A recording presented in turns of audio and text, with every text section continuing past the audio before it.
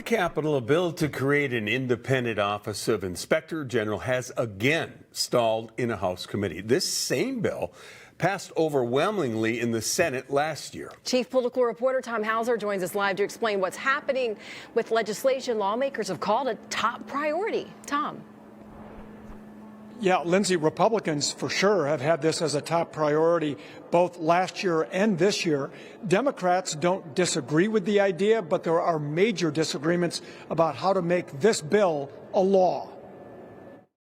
Please note a quorum is present. The quorum in the State Government Finance Committee eventually turned into a quarrel over an Office of Inspector General bill. It's clear now that the author's amendment that I brought forward on Thursday was probably a bridge too far. Last week, House Democrats attempted to scrap an OIG bill that passed the Senate 60-7 last year and replace it with a new bill. Among other things, the replacement bill would have given the governor more authority over who gets appointed Inspector General. Why does your DE5 give the governor basically all the authority to choose who he wants to be the Inspector General? To me, that is the fox guarding the hen house. The replacement bill would also have eliminated creation of a new law enforcement agency within the OIG office. We have, for instance, a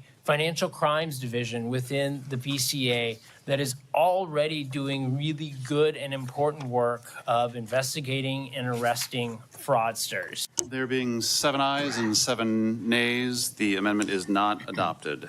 Several amendments to the original Senate bill were rejected, and the bill again stalled on a 7-7 tie.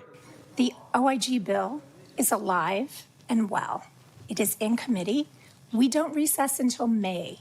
There's lots of opportunity to get this bill right. Republicans wanted to pass it along to the Judiciary Committee. Or we can hold it in committee, keep it hostage, not let it go anywhere. Tell Minnesotans that you're serious about fraud. So how long could it remain in your committee? Well, it could remain in committee until we sine die. It could die there. How are you going to bridge that gap? When good people come together to do good work, there's always an ability to get an agreement.